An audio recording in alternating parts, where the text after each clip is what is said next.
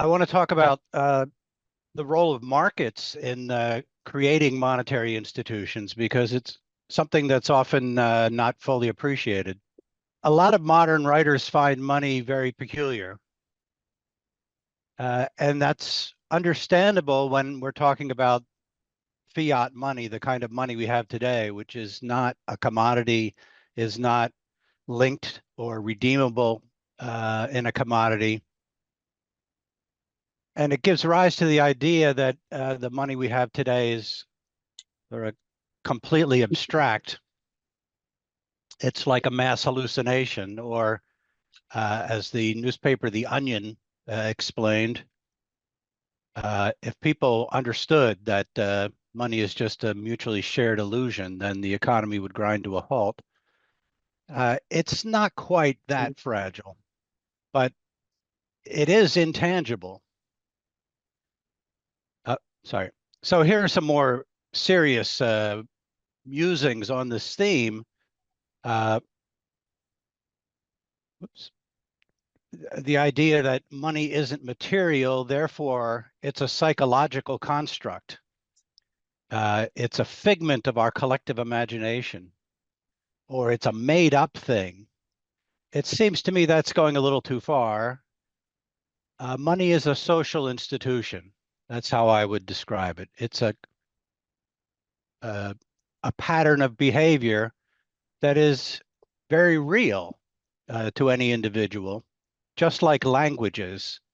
Right? In a sense, language is made up, but in another sense, we can orient ourselves by it. It's not something that's going to go away one day when people wake up.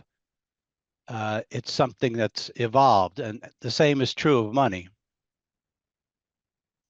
Uh, Clearly, money's not defined by its physical features, right? All of these things pictured uh, are or have been money at some time. Shells, cowrie shells, silver coins, paper banknotes, and completely intangible bank deposits. Right? A bank deposit is completely untouchable. It's a claim. Has a kind of legal status, but it's not a physical object. And that's been true for centuries since bank deposits became a method of paying people. And back when they were, recorded in ink with quill pens on sheets of paper, nonetheless, that money was digital. It was the digits that mattered, not how it was recorded. So we've had intangible money for a long time. The way all these things can be money is that we don't define money by its physical features. We define it by what it does. It's a functional concept. And to be specific, money is any commonly accepted medium of exchange. Now, I need to sort of dig into those terms a little bit. A medium of exchange is some asset that you acquire in one trade. You trade for it, but not in order to consume it, not in order to put it into a production process, but only in order to trade it away later. So it's a medium in the sense that an online newspaper is a news medium. It carries forward the exchange process. And commonly accepted, well, that's pretty easy to understand. It's a medium of exchange, an asset that lots of people use in common. Now, there's no sort of bright shining line as to when something becomes common. And so there are borderline cases of things that are money only within a particular set of people, not universally, but the definition isn't universally accepted, it's commonly accepted. Now, today our money is completely issued by, well, I shouldn't say completely. Our basic money is issued by governments. Most of the money we use every day is still issued by private firms, banks. Right? So checking deposits are the majority of the money supply, and those are issued by private institutions. But if we're going to think about the most basic money in the system, the money for which the bank deposits can be redeemed, that's a fiat money. That is state issued. And so many economists and other observers kind of take it for granted that the basic money has always been issued by the state, or even logically has to be issued by the state. But that's not correct. There is another way in which money can arise, and historically has arisen, and that's through the market. So the pictures on this slide have a wise king on the right, who the light bulb over his head indicates that he's had this brilliant idea to introduce money when there haven't been any money before, which is kind of a fantastic scenario that someone would think about creating this social institution of accepting some object, some asset commonly in order to facilitate trade. On the left is an attempt to illustrate Adam Smith's invisible hand. It's a little, paradoxical to have a picture of an invisible hand. It's a hand you're not supposed to be able to see. But this is the logo of an organization called the Association for Private Enterprise Education. And if the hand were literally invisible, it wouldn't make much of a logo. So that's what we've got to represent the idea of an order formed through a decentralized process. In a way, the metaphor of the invisible hand is a bad metaphor for the thing that it represents. Namely, it suggests that there is a hand, a common, a unifying intelligence operating behind the scenes. But in fact, it represents the idea that there are self-ordering forces in markets that give rise to orderly arrangements without there being any one planner. The debate between the market theory of the origin of money and the state theory of money goes back to around 1900.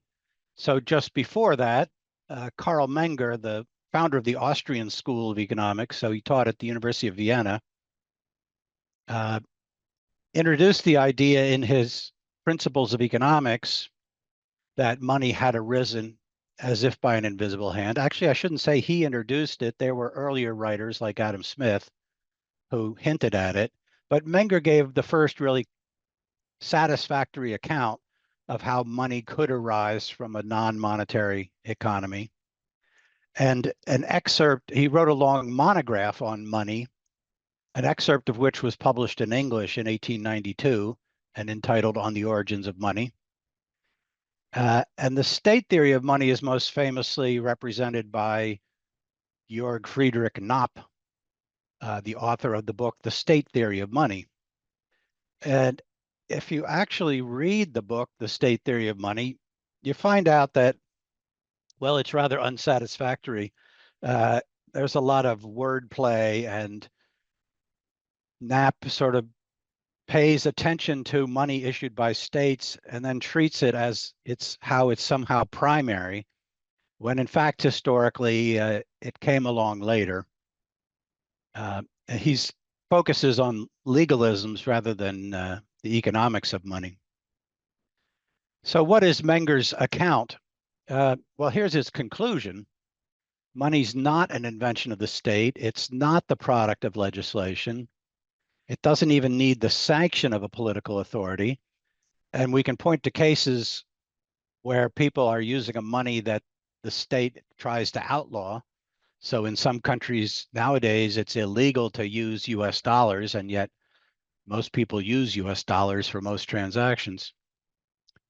Menger was explaining the origin of the earliest monies, which are commodity monies. And he says certain commodities came to be money quite naturally, meaning without state intervention.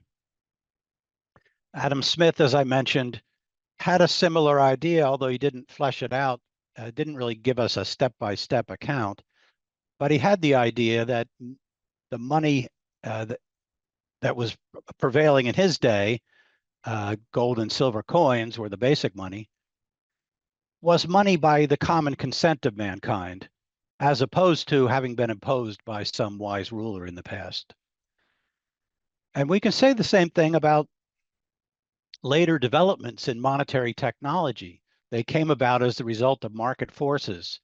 And I have in mind the institution of coinage, right, which transforms gold and silver into a definite form for monetary use.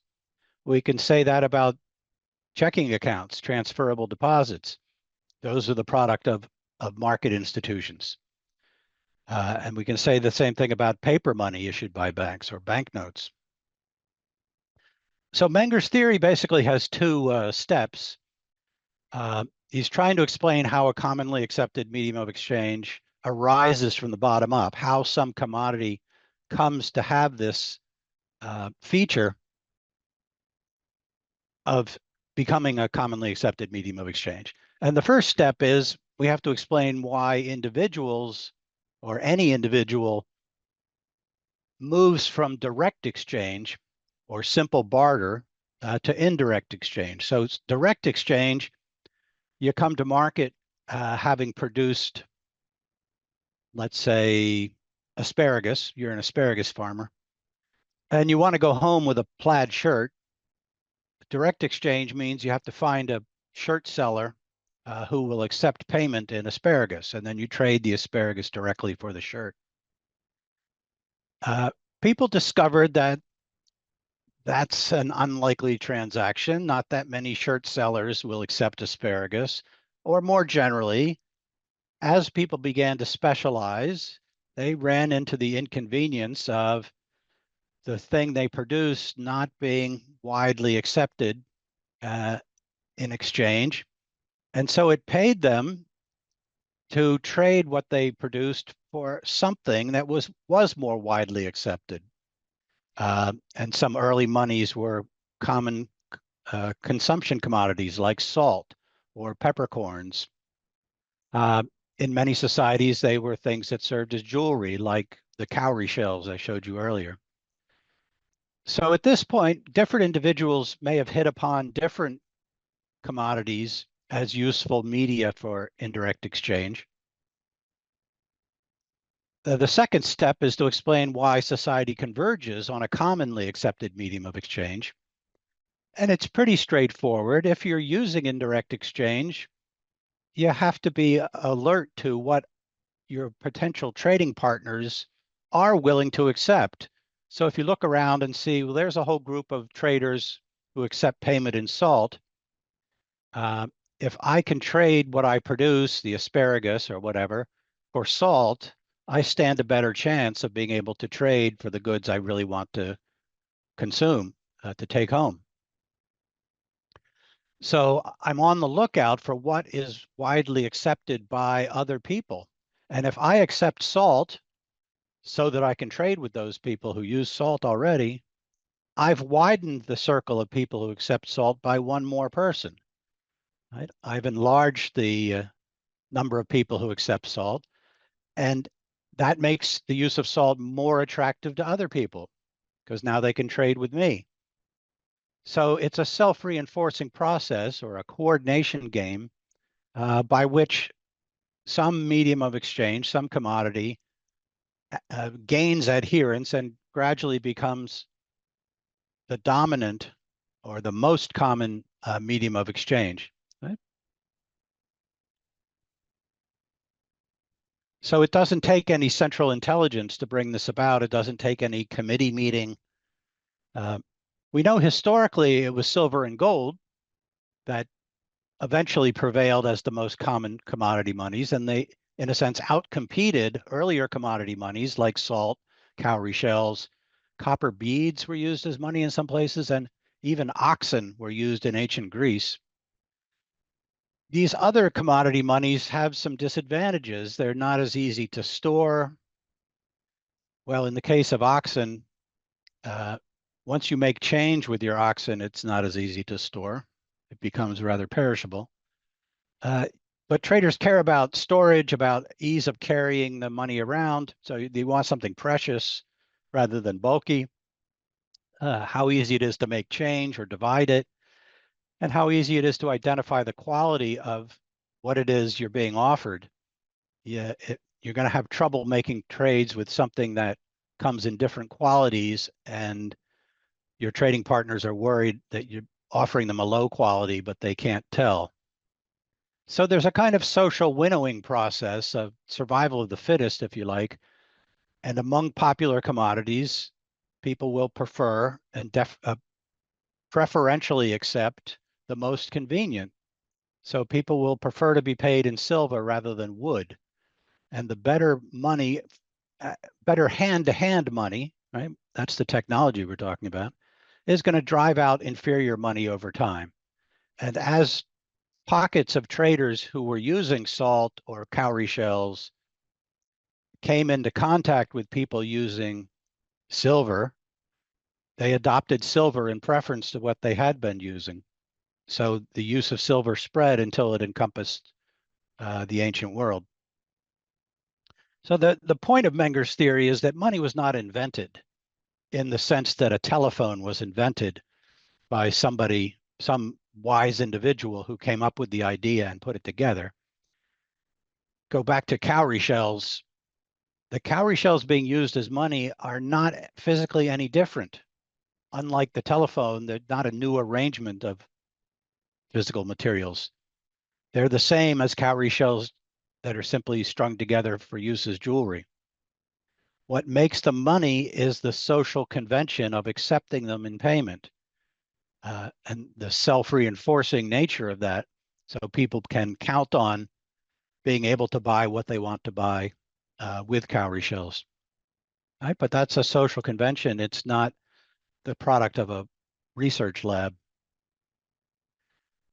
Um, Before silver could become widely accepted, it had to overcome the problem that raw silver, silver nuggets coming out of silver mines, are not very uniform, neither in the purity nor in the size and weight of the pieces of silver. A remarkable development was what's become known as hack silver. Uh, that's the German name for it. Um, and hack silver was produced by uh, private parties who knew enough metallurgy to produce uniform pieces, uniform purity pieces. It seems to have been used in all kinds of shapes, but archaeologists who have sort of categorized hack silver finds have found that the pieces come in rather standard weights, and the different sizes are multiples of each other. So it seems to have served the function of coins without really being formed the way coins were formed. That technology had not yet been developed. But this helped spread the acceptance of silver because it reduced the problem of identifying the quality of the silver you were being offered. And then, of course, coinage is developed, and that is an invention. It's a technical process, but it arises in markets. There is some debate among anthropologists about the earliest coins that were produced in this civilization of Lydia, which was a Greek civilization, but it was located in what's now modern day Turkey. Uh, and it solved the problem of trying to evaluate the metal you were being offered. So there's a picture of raw gold. You can see it's quite irregular.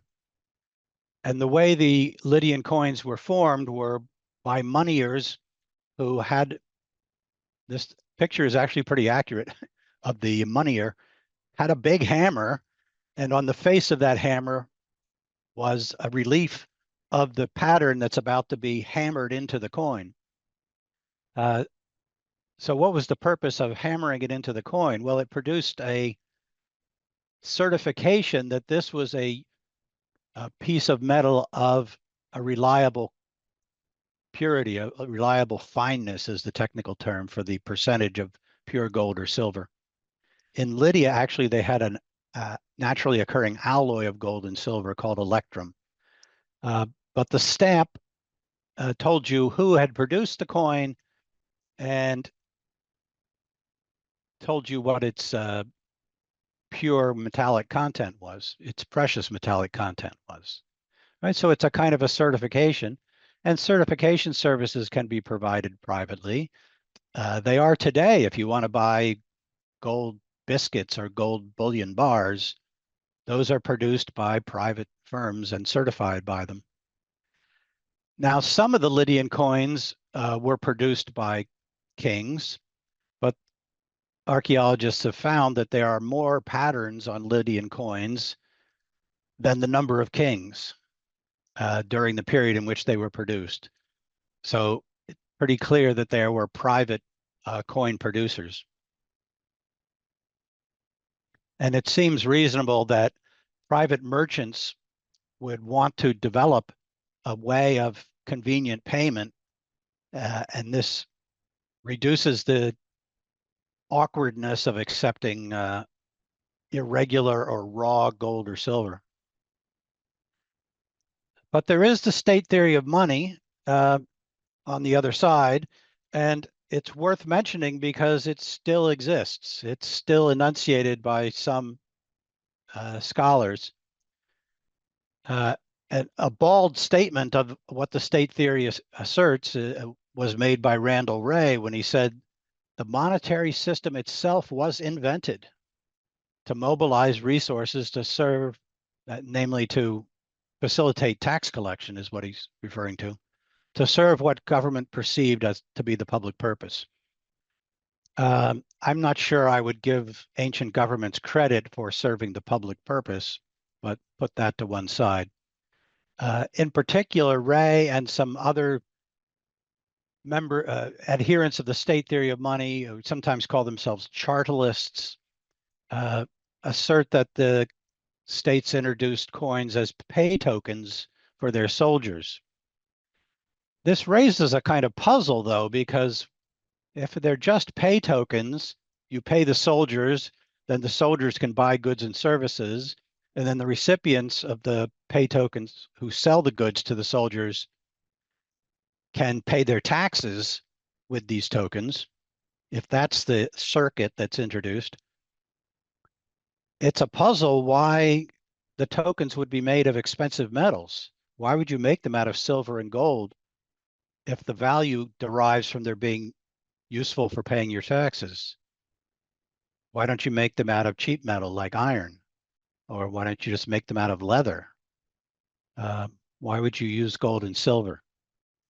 It's a mystery under this theory. Whereas under the Mangarian theory, it makes perfect sense because you want your hand-to-hand money to be convenient to use.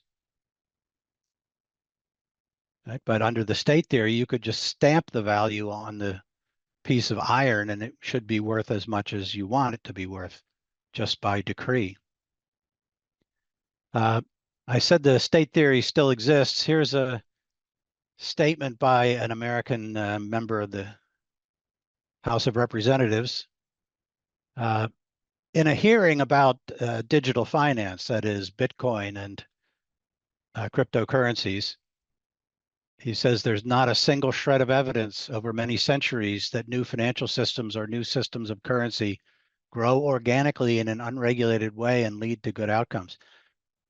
I'm not sure who wrote this statement for him, but whoever it was seemed to be aware of the Mangarian theory that financial systems grow organically in an unregulated way and lead to good outcomes and wanted to deny it. But I'm afraid there are many shreds of evidence that this happened.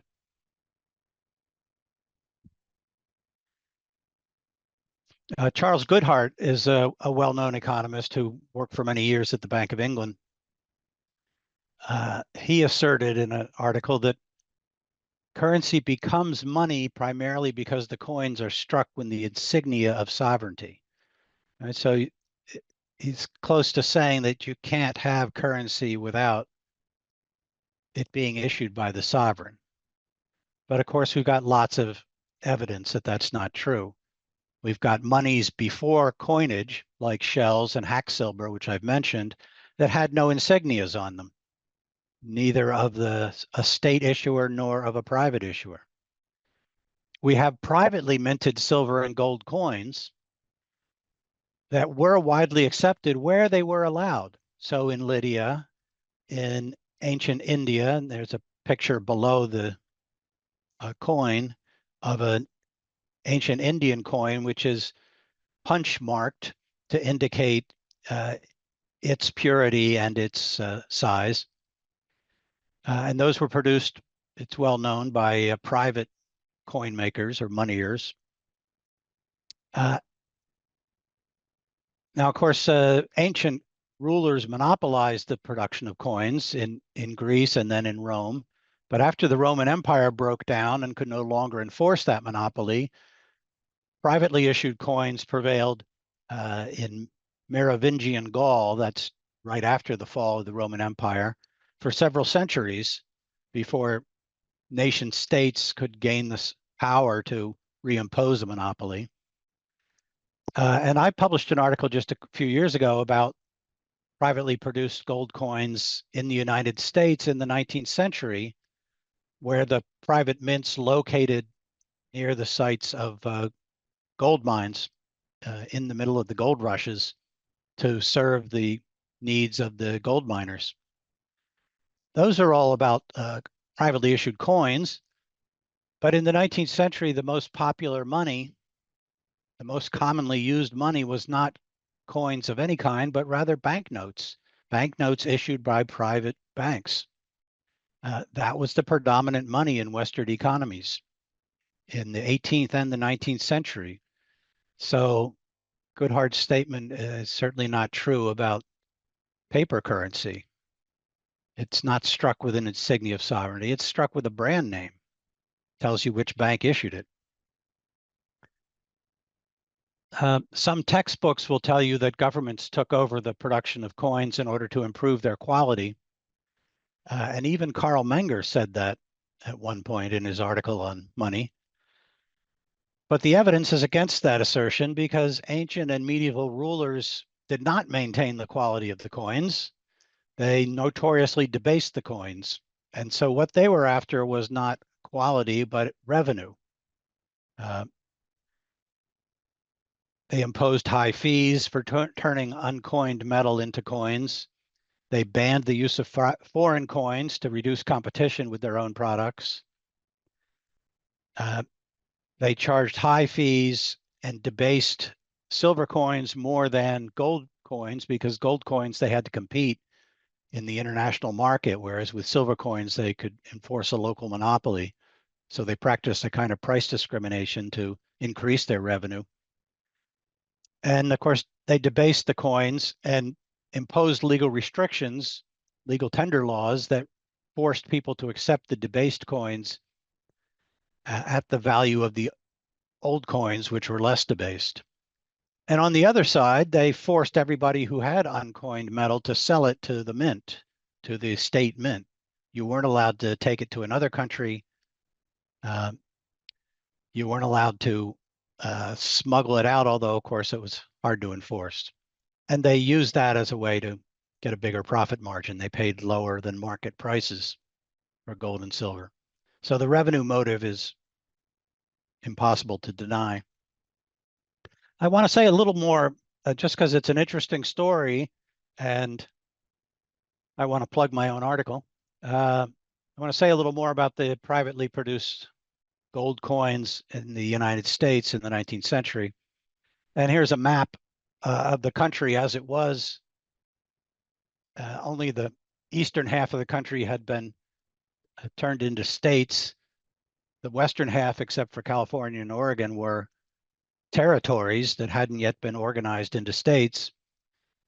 There were three gold rushes. Everybody knows about the California gold rush. That was the largest one. But before that, there was a gold rush in the southern Appalachian Mountains in western North Carolina and northern Georgia. And the stars represent two private mints, one in Georgia and one in North Carolina. In California, there were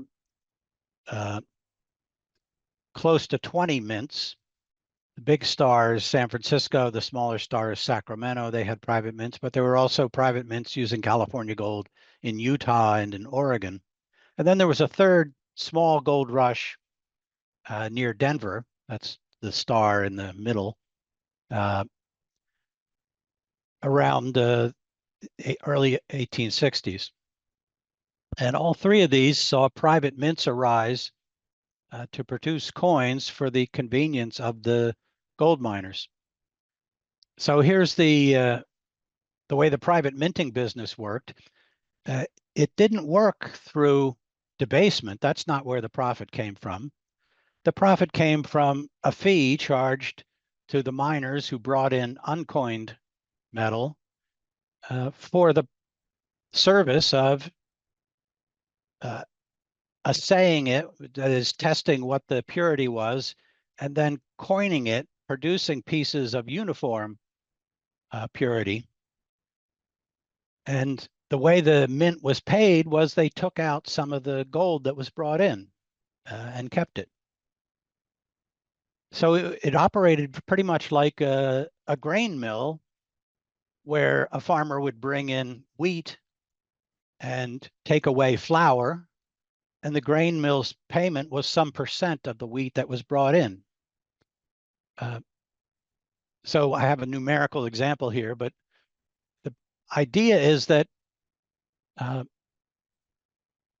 oops, sorry. The gold miner has gold dust, which has some value in the market. It is possible to barter with it, but merchants are going to be skeptical about gold dust because they don't know how pure it is. And to be safe, they're going to assume that it's the lowest grade. And so it's not going to fetch as much in goods and services as if the miner, as it would if the miner had a certification of the purity of that gold. And that's the service the mint provides. So he takes the gold to the mint, the gold that's hard to spend, pays a fee. In the example I've given, about 2.5% of the gold is kept by the mint, and the rest is turned into coins. But those coins, even though 2.5% has been subtracted, those coins can buy more than the gold dust did because they have this certification that assures the merchants of exactly how much gold they're getting. So the business operates profitably without debasement. The first really big successful mint is in North Carolina. It's run by Christopher Bechtler, and later it's run by his son. It stays in business for more than 30 years, basically until the gold in that area ran out. In 1837, so it started about 1832 and wound up around 1852. Sorry, that's 20 years, not 30 years. In 1837, a British traveler hears about this mint and goes to visit the mint. And the name, that's this long name here, it took me a while to find out how it's pronounced. It's pronounced Fanshawe. So G.W. Fanshawe goes to the Bechtler Mint and asks Bechtler, and he records this in his book, right?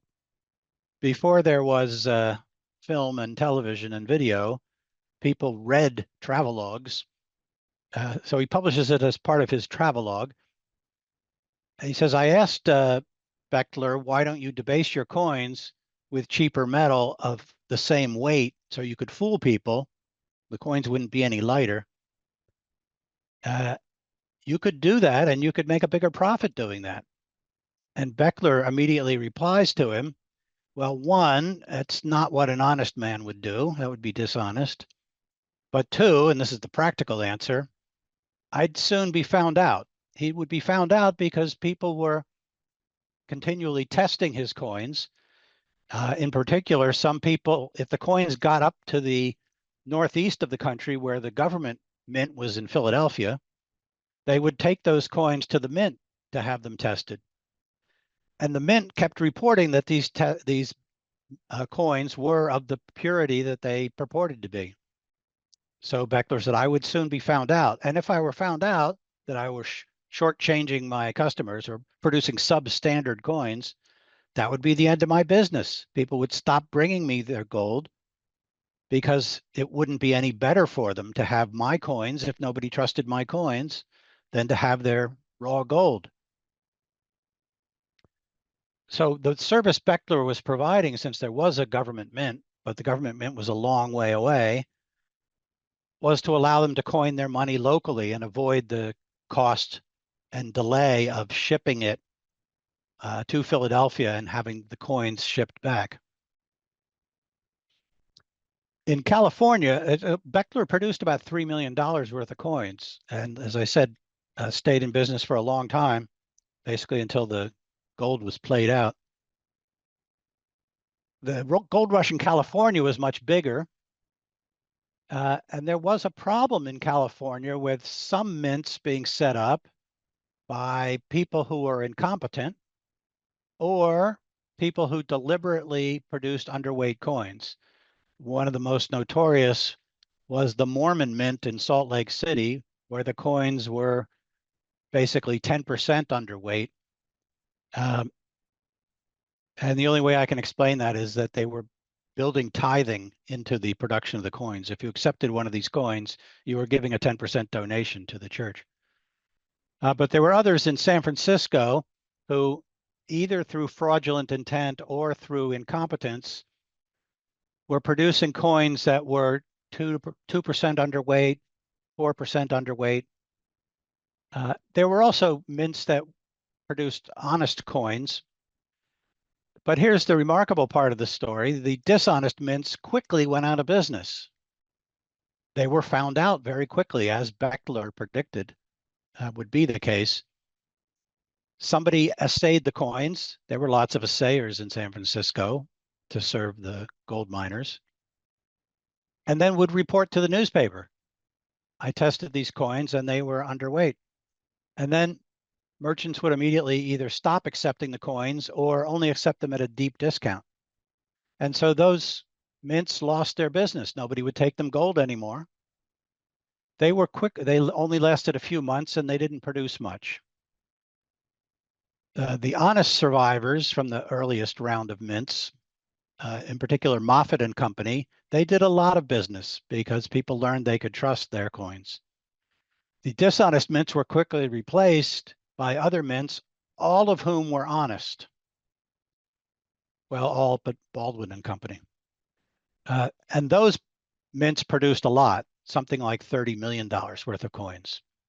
So total output was almost entirely produced by honest mints. The dishonest mints did not stay in business. So the private mints that produced high quality and full weight coins stayed in business. Incompetent or dishonest mints went out of business pretty quickly.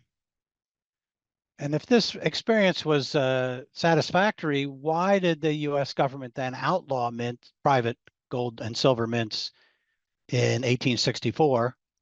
Answer: the country was in the middle of the Civil War, and the Union government, which ruled California, needed revenue. To get revenue, they were printing paper money, the greenbacks they were called. They didn't want private coins competing with greenbacks. So they outlawed private mints, and they outlawed even passing private coins. So the private coins were mostly melted down and converted to official coins. And so they're a very rare collector's item. But the private mints were a success until they were outlawed. And I see a lesson in this. We can talk about sort of current issues later, but I see a lesson in this for the movement to have central banks produce a so-called digital currency. It's taken for granted by some people that the market is failing to do that, but that's just an assumption that there's a market failure that needs to be fixed by government. If you look closely, you'll find that there is private digital currency. It's called Venmo or Cash App or Paytm or WeChat Pay or Alipay. Goes by different names in different countries. There's no reason to think that governments have a better technology or are more honest. In California, when the federal government established a mint, they actually bought the mining equipment from one of the private mints. So they didn't have a superior technology. Now, in medieval Europe, they were more successful at banning private mints from the with the rise of nation states. But in Italy, for example, you had many state mints operated by every city state. Italy was a mixture of many sovereignties, each one producing its own coins and each one debasing its own coins at different rates. So there's great confusion. If you took your money from your coins from one city state to another, let's say from Milan to Venice, in Venice, they wouldn't accept coins from Milan. They didn't know what their value was. You had to go to a specialist money changer. And that's who's shown in this, well, it's not a coin, I guess it's a medallion, commemorating early Italian banking. And if you look closely, the banker has a scale, and he's holding putting a bag of coins on the scale with his left hand. And in his right hand, he's got a quill pen and he's recording the value of the coins that have been brought to him by a depositor. He's recording the value of the deposit. Right? So he's creating a digital currency. He's creating a claim on the gold in his vault or the silver in his vault. And one of the reasons people brought their coins to the money changer / banker was that it was easier to pay with claims on the banker than it was to pay with coins when the coins were so variously debased. Claims on the banker were denominated in pure silver units, so there was no ambiguity about what they were worth. In addition, it was more portable than coins to pay by claims on bankers. So when merchants went to trade fairs, the banker would go along and settle up transactions at the end of the day just by ledger entries.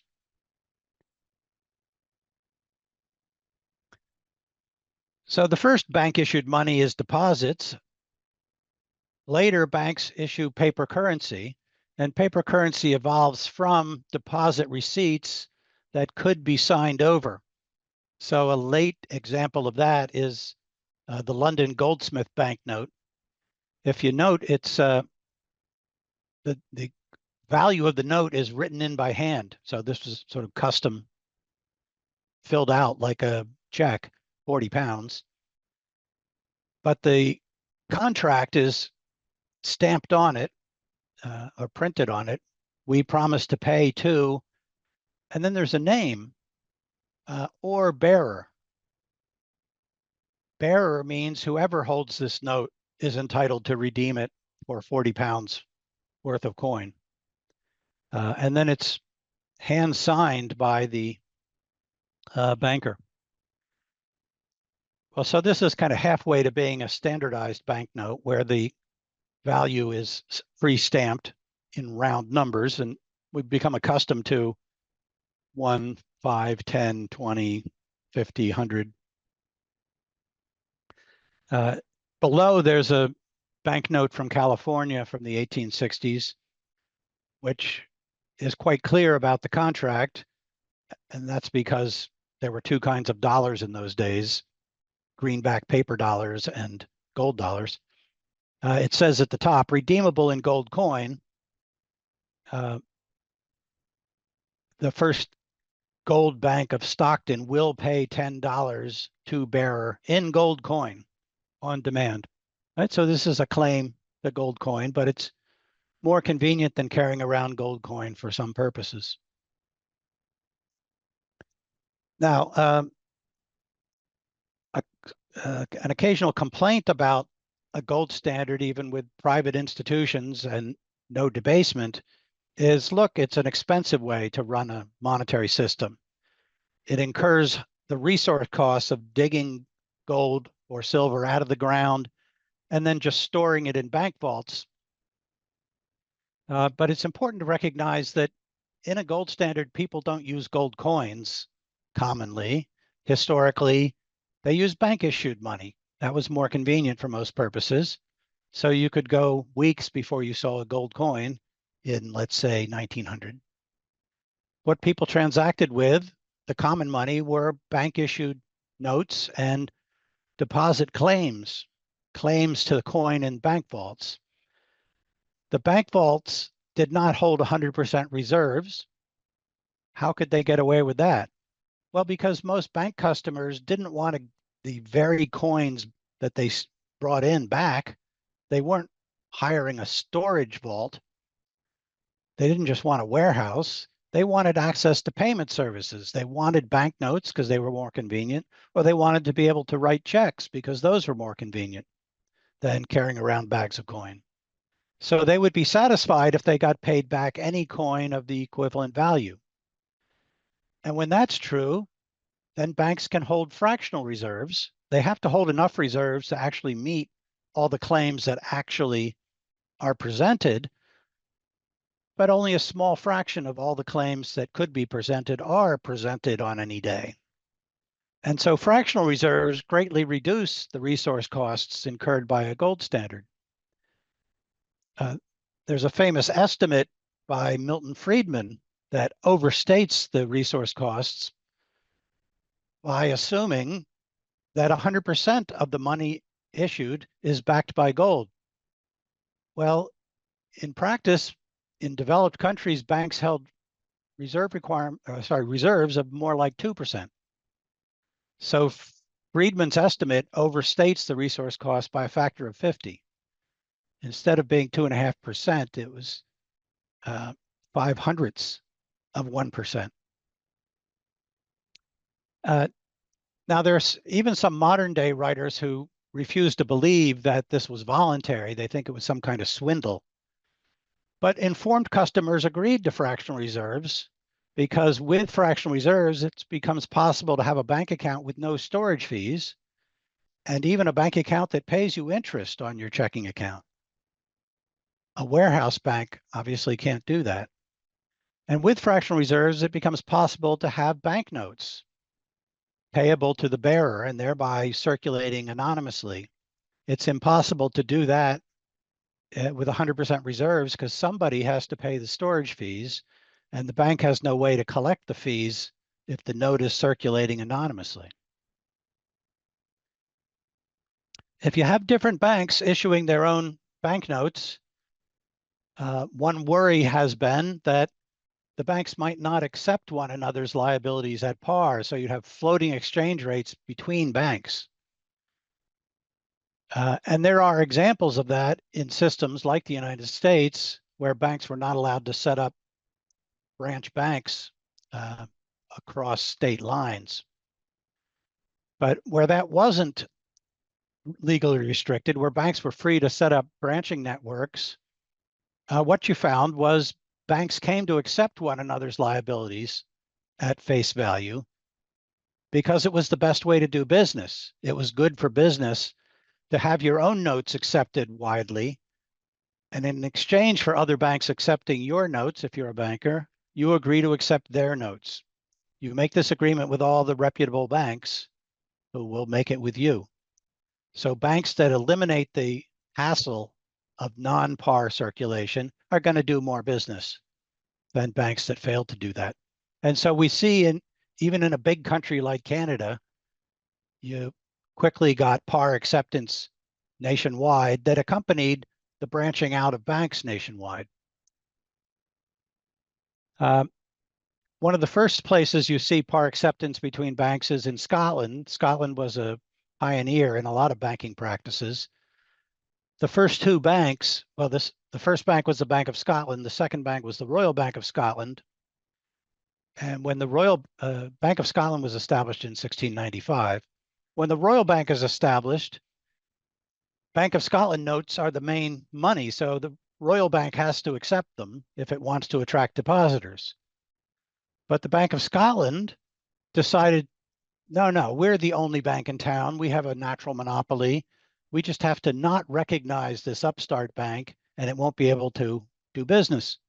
So their policy was, we don't accept Royal Bank notes. If you want to make a deposit, you have to bring in our own notes or you have to bring in coin. The Royal Bank was accepting Bank of Scotland notes. Bank of Scotland was not accepting Royal Bank notes. So there's an asymmetry here. And the Royal Bank did something clever. Instead of taking every day the few Bank of Scotland notes they collected back to the Bank of Scotland to redeem them, they let them pile up. And they let them pile up for several months. And then one day, they took a whole wheelbarrow full of Bank of Scotland notes over to the Bank of Scotland and dumped them on the counter and said, please pay bearer on demand. Bank of Scotland was not prepared for this. They had not ever had that many notes be redeemed on a single day. It was more than the silver they had in their vault. So they had to stop payments. Quite an embarrassment, which is exactly what the Royal Bank intended. Now, the Royal Bank was the only bank in town that was paying silver. The Royal Bank wasn't, sorry, the Bank of Scotland was not insolvent. They just had to wait for enough loans to be repaid to recover the silver, and then they could reopen as a silver paying bank. And they decided to play the same game to try to embarrass the Royal Bank by collecting its notes. So now they're accepting its notes and accepting them at par in order to, compete with the Royal Bank accepting its own notes at par. And they let them build up and try to embarrass the Royal Bank by redeeming a big pile at the same time. But when both banks know that the other bank is playing this game, they're not going to be embarrassed. Instead, they're going to have to hold much bigger reserves. And so it's very costly to both banks. And eventually they borrowed a textbook on game theory and said, oh, in a repeated game, it pays to cooperate. So they got together.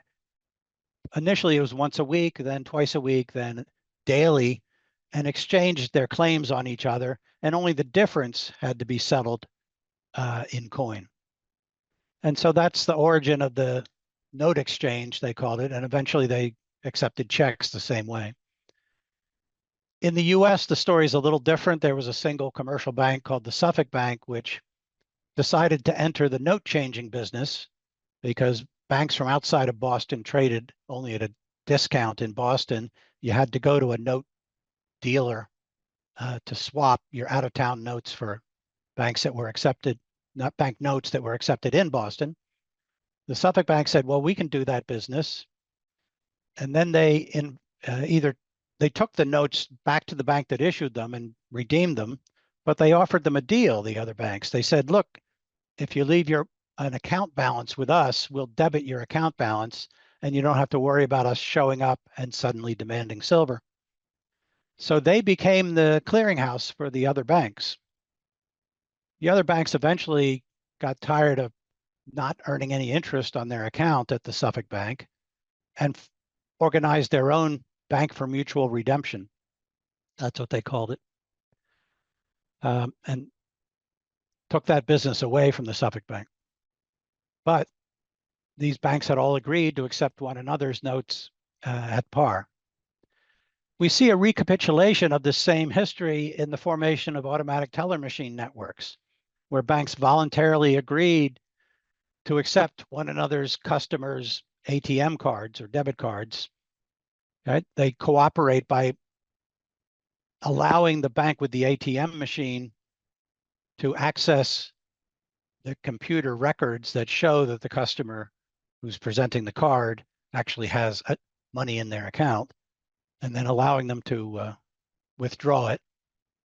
And it benefits a bank to be a member of one of these networks because it helps attract customers by making its deposits accessible in cash at many more locations. And so it wasn't any legislation that forced banks to accept one another's ATM cards. It was a voluntary development. So historically, in freely evolved banking systems, that is, without legal restrictions that stopped it, the definitive money, the most basic money of redemption, is gold or silver coin. The unit of account, the unit in which banknotes are denominated and prices are posted is some unit of gold or silver. But the commonly used money is bank issued money. And there can be many issuers of this bank issued money. They're all on the same standard and their liabilities are interchangeable, uh, widely accepted at par. And the banks are all linked into a unified clearing network. So it's a sophisticated system.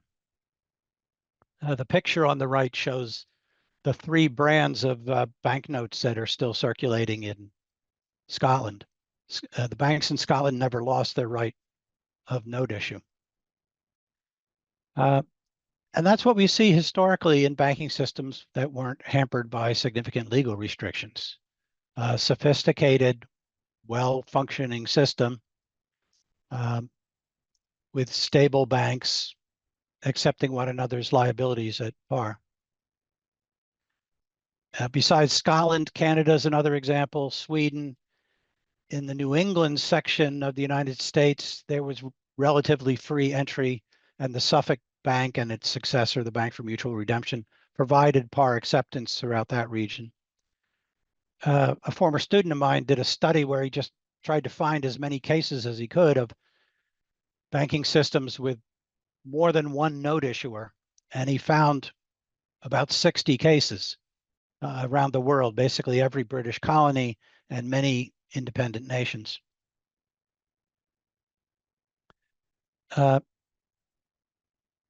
Well, if this system works so well, why did we get central banks? Well, I'll come back to that in a second, but the proponents of a system of competitive note issue emphasized that it actually helped limit the problem of too many banknotes being issued.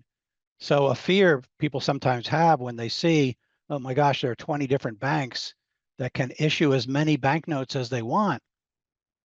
Isn't that going to flood the system with paper currency that's going to depreciate?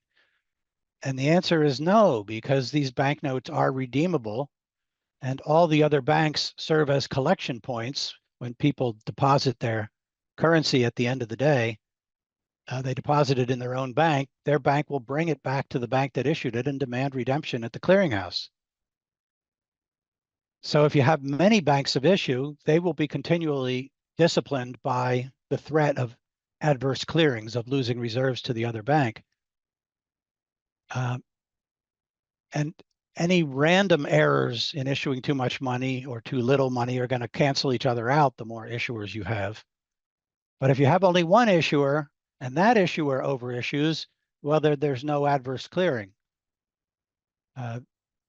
until the money gets so overissued that people start to redeem it in order to buy imports.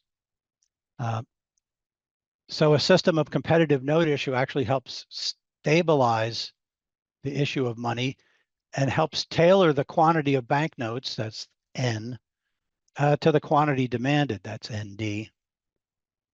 If people want to hold more money, so if the velocity of money falls, the banks will be happy to issue more. And so it actually helps stabilize aggregate spending by avoiding a shortage of money. So the policy implication they drew was don't limit note issue to a single institution. And limiting note issue to a single institution is basically what gave us central banking.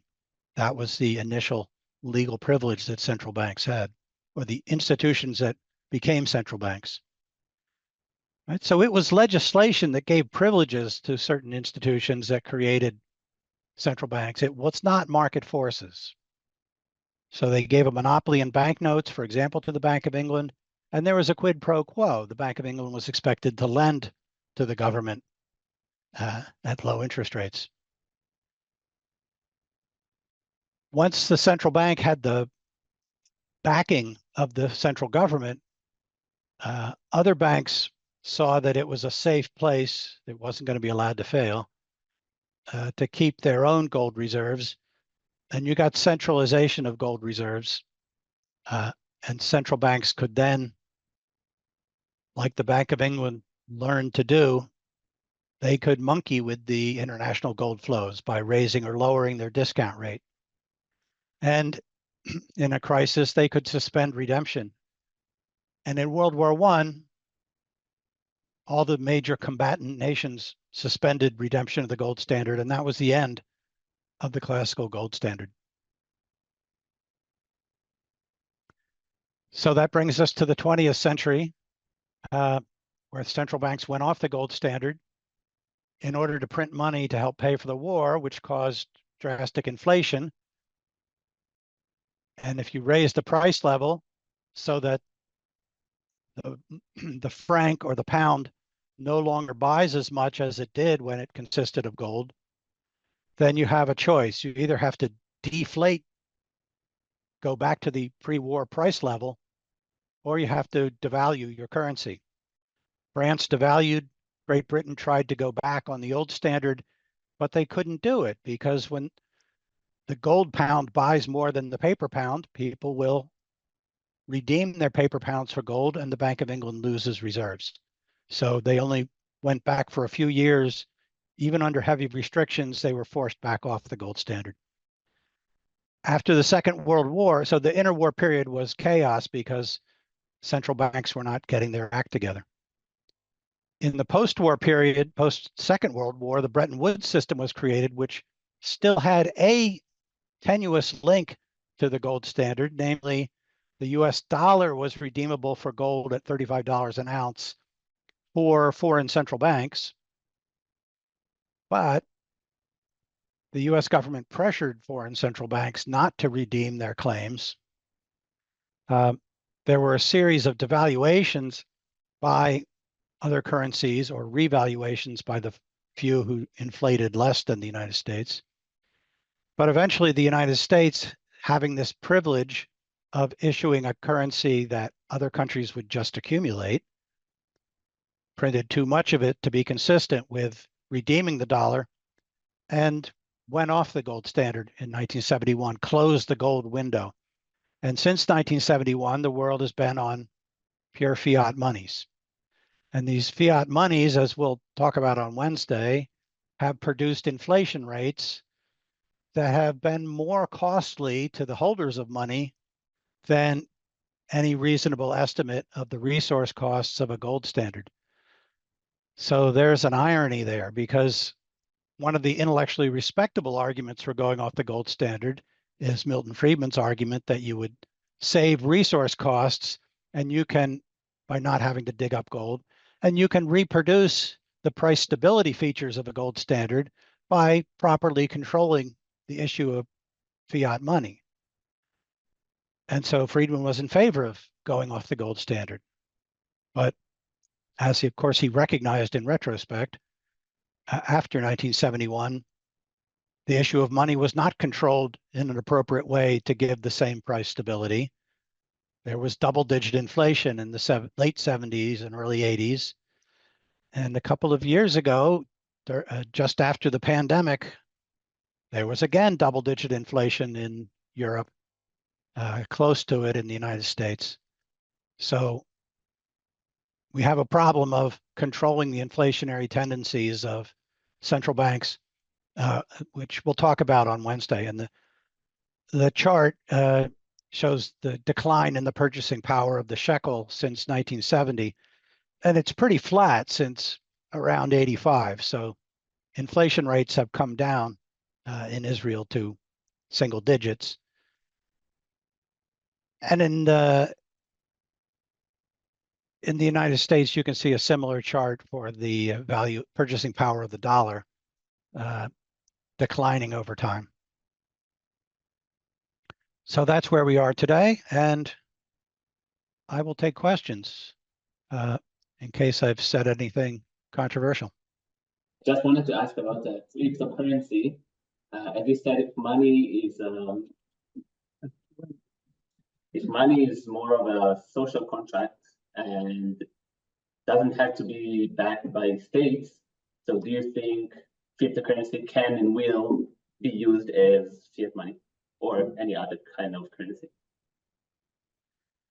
Yeah, so I think the state theory of money has become increasingly untenable with the development of cryptocurrency because it clearly not only has no backing by states, it's actively opposed by many states, and yet people are adopting it.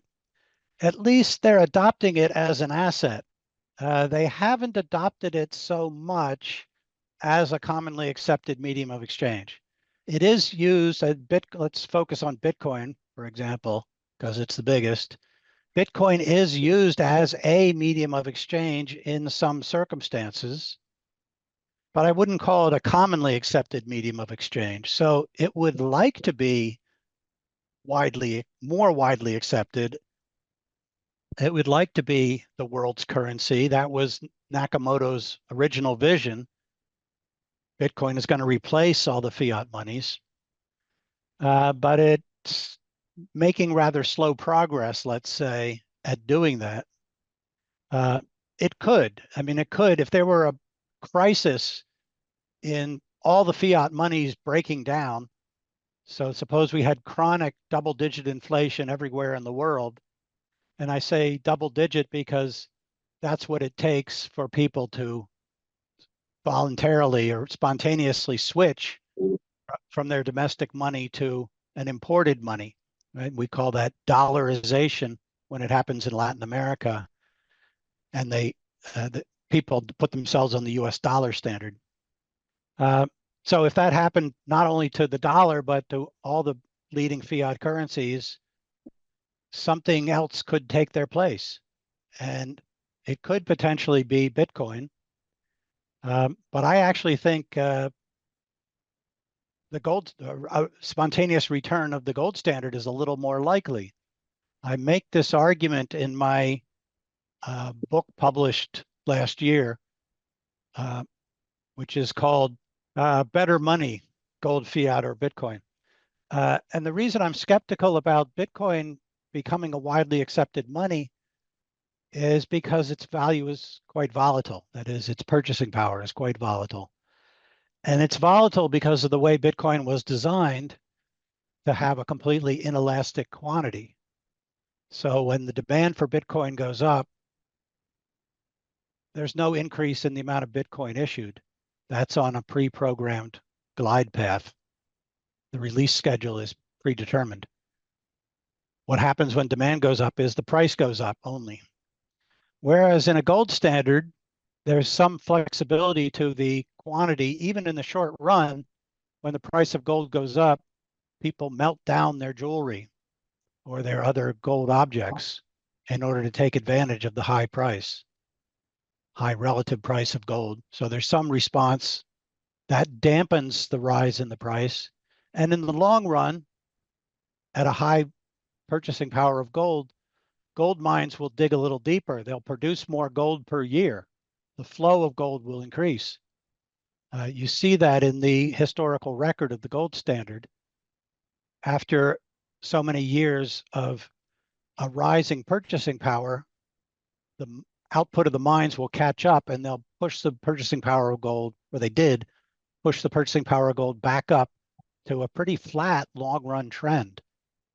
So even in the short run, there's less volatility in the purchasing power of gold. And in the long run, there's much greater stability because the quantity of Bitcoin doesn't respond at all, even in the long run. Now, the volatility of Bitcoin could go down if it were more widely accepted as money, but it's kind of a chicken and egg problem. As long as it's volatile, it won't be widely accepted as money. And one place we've seen that is in cryptocurrency markets. That is, markets where people buy and sell Ether and Zcash and other cryptocurrencies. Those markets used to be conducted in Bitcoin.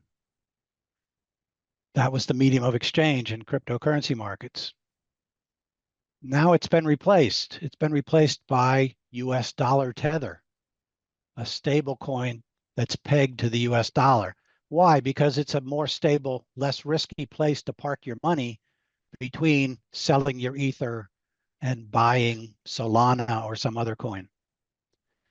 And so even the people who have sort of the easiest access to Bitcoin are preferring stablecoins to Bitcoin as a medium of exchange. So I'm all in favor of legality of using Bitcoin and letting people write contracts in Bitcoin and enforcing those contracts. Um, I just don't think any coin with this kind of fixed supply mechanism is going to be very attractive uh, as a medium of exchange. Right? It's very risky to keep your rent money in Bitcoin if your rent is denominated in shekels or dollars, because you could lose 10% overnight. And I wanted to ask if I understand right, there's a lot of the time the question about money is who is controlling about the making of money. And today it's controlled by independent central bank, by economists and bureaucracies. Can you explain the logical economic, the economic logic behind the MMT movement that want to give that more to the electors and the voters? Well, their control of voters is rather indirect, let's say, right? Because the central bank is supposed to be independent of the current administration or the current which party is in power. But of course, the central bank has to worry about its own legitimacy in the eyes of the public. And so they recognize that if they let too much inflation carry on too long, Congress or the legislature, parliament, may vote to change their independence, to rein them in. And we have seen countries around the world adopt inflation targets as a way of constraining central banks. So that is holding them accountable in a way that you could say impinges on their independence. If you think of independence as including the right to pick their own goals and pursue them however they like. So central banks are being told, no, you should aim at 2% inflation. Unfortunately, for the sake of the public who would like 2% inflation more than 10% inflation, inflation targets haven't proven all that effective. They didn't stop the euro from having 10% inflation in 2022. They didn't stop the US from having 9% inflation. But the reason for the rationale for having central banks held accountable is that otherwise they can drift off course. And in countries that have had really high inflation, the problem is usually that the central bank is asked to pay the bills of the government, and so they print money to do that. In 1988, I actually went to 1989, I was invited to a conference in Argentina, and the conference was about privatization, which was a program that the government was engaged in then. But somebody arranged for me to have an audience with the chair of the central bank. I don't know why he wanted to see me, but there was a high inflation going on, and he immediately apologized to me for that. He said, "I know I'm printing too much money. That's why we have so much inflation." But he said, "What can I do?" I get a memo from the prime minister that says, "Here's the payroll of our government bureaus. Please send over enough money to meet the payroll." So I have to create the money on the balance sheet of the central bank. That is the rationale for independence from the fiscal needs of the incumbent party or the incumbent administration. But in the pandemic, central banks were working hand in glove with the fiscal authorities.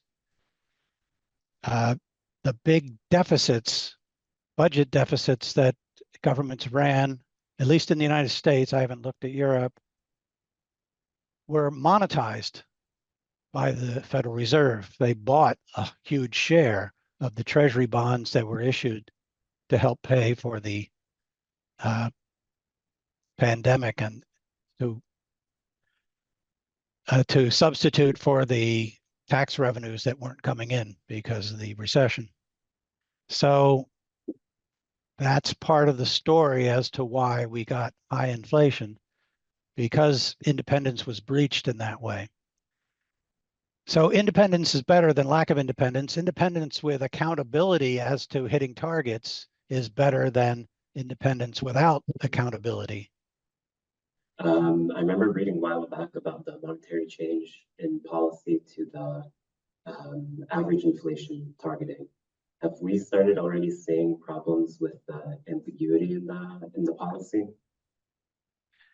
Yeah, so it wasn't the Congress that gave the Fed a 2% inflation mandate. It was self-adopted when Ben Bernanke was chair of the Fed.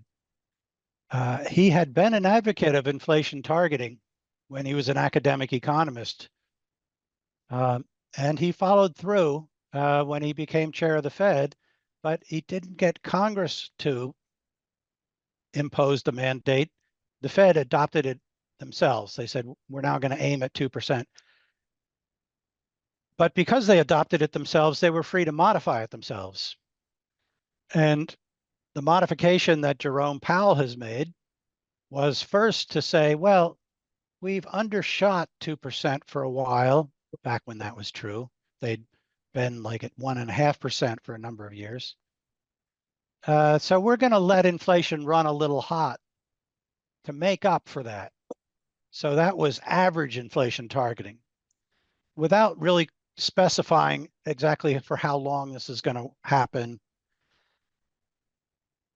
Then in the following the pandemic, inflation shot up to the peak in the US was 9% year over year. Powell was asked, well, does this mean that in the future we're going to undershoot 2% in order to make up for this long period above 2%? And Powell said, no. And so then it became flexible average inflation targeting. So it's up to us how quickly we return from 9% to 2%, but we're not going to go under 2%. We're just trying to get down to 2%. Well, if that's your rule, when you're below 2%, you make up for it by inflating above 2%. But if you overshoot, you're not going to make up for it. You're not actually going to have 2% on average anymore. You're going to be somewhere above 2%, depending on how much time you spend above before you bring it back down, because that's not specified how quickly you correct. So that creates a great deal of ambiguity and takes away one of the benefits of having an inflation target that people can rely on. Namely, they don't know what inflation is going to be for the next 5 years or 10 years. And that makes it more risky to write nominal contracts, to issue bonds or take out loans with fixed rates for 5 or 10 years. It unpegs the future price level. It creates much more uncertainty around where the future price level is going to be. So it would be more effective to have not an inflation target, but a price level path target, where if you go above that price level path, you're committed to coming back down to it. And that doesn't mean you have to deflate. It just means you have to inflate more slowly for a while, undershoot your target to get back to the path. So that would be more accurate. Some other economists have suggested that it would be better to have a nominal income target. That is not just the quantity of, not just the price level, but total spending in the economy, which is the price level times real output, or equivalently is the total spending in the economy. And if the Fed had been targeting that, they might have reacted more quickly to inflation, to their overexpansion during the pandemic. I'll talk about that on Wednesday more, exactly what happened. But nominal income was below the path that had been on during the pandemic, but with the aggressive monetary policy, it not only recovered, it went above the path it had been on, and it remains well above the path it had been on. So we've got excess inflation as a result of that. Thank you, Larry. We'll meet again Wednesday.